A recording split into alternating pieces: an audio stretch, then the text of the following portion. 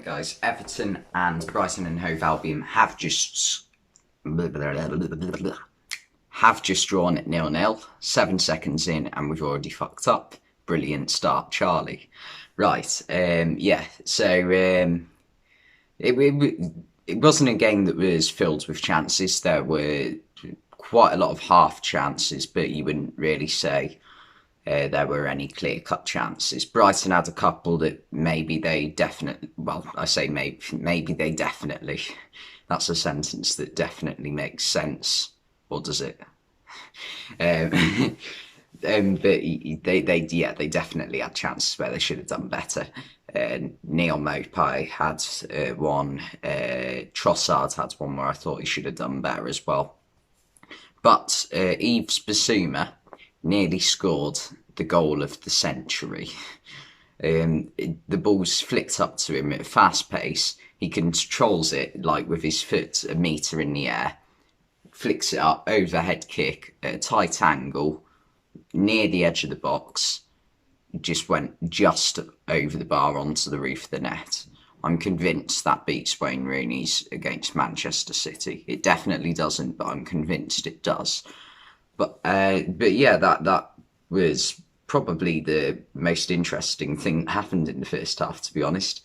Everton barely had a shot all game. I'd be surprised if they actually had any shots on target, to be honest. Tom Davis and James Rodriguez blasted a couple over the bar, but other than that, I really can't think of any others. Same with Ben Godfrey, he had one that went miles over.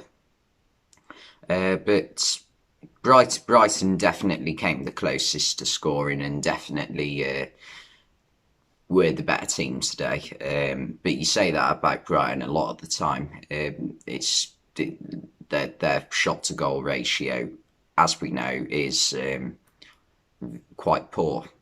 They had a really good effort from Jakub Moder, who obviously scored against England for Poland, and which went just wide. The Bissouma overhead kick, which we've already talked about. There's and the couple of chances from Trossard and Neil Mopai.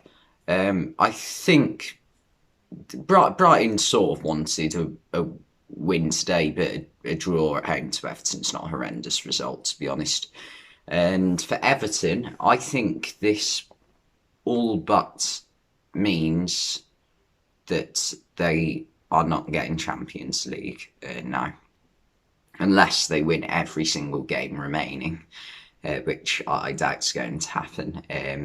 I think, well, where are they? They're 8th.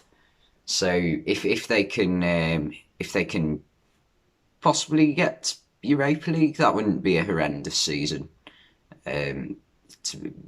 It's definitely an improvement on the past few seasons. In some of those seasons, they finished at bottom half of the table, which, considering Everton are almost seen as like the biggest club outside of the top 6, that's not good at all for them. But this season's definitely been an improvement under Carlo Ancelotti. And to be honest, I'm quite impressed with like the fact that Carlo Ancelotti's been using players like Ben Godfrey and Mason Holgate in positions that they would never normally play. Like Holgate would never play as almost a right back at times, and Ben Godfrey as a left wing back. You wouldn't have thought that would happen at the start of the season. They played like 4 centre backs today. I'm amazed at that. But yeah, so for Brighton, they're not going down now. But however, earlier in the day, West Brom did beat Southampton by 3-0. This means that they are 2 points behind Fulham, I think, with a game in hand as well. So if they win their game in hand, and they're on good form at the moment, obviously that Chelsea game is going to be seen as a bit of a fluke.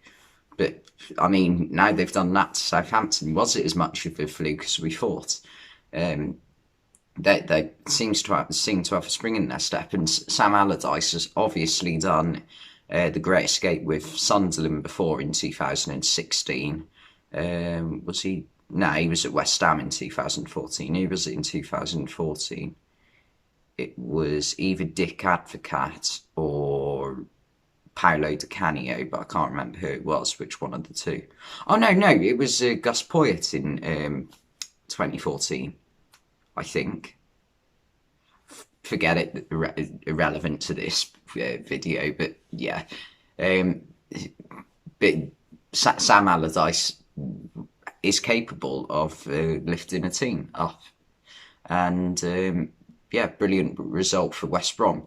They are still 8 points behind Newcastle, and Newcastle have got a few good results recently, so things look to be on the up for them.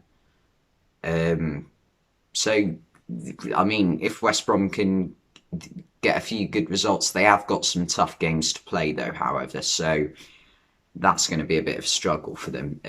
But if they can win their games against teams that are going to be mid-table come the end of the season, like I know, I think they've still got Leeds to play. So if they can beat Leeds, good results. I think they've still got Arsenal as well. So beat Arsenal, good result. That Arsenal and Leeds aren't going to have anything to play for. You wouldn't have thought by the end of the season. So if they can beat them, that's a good result.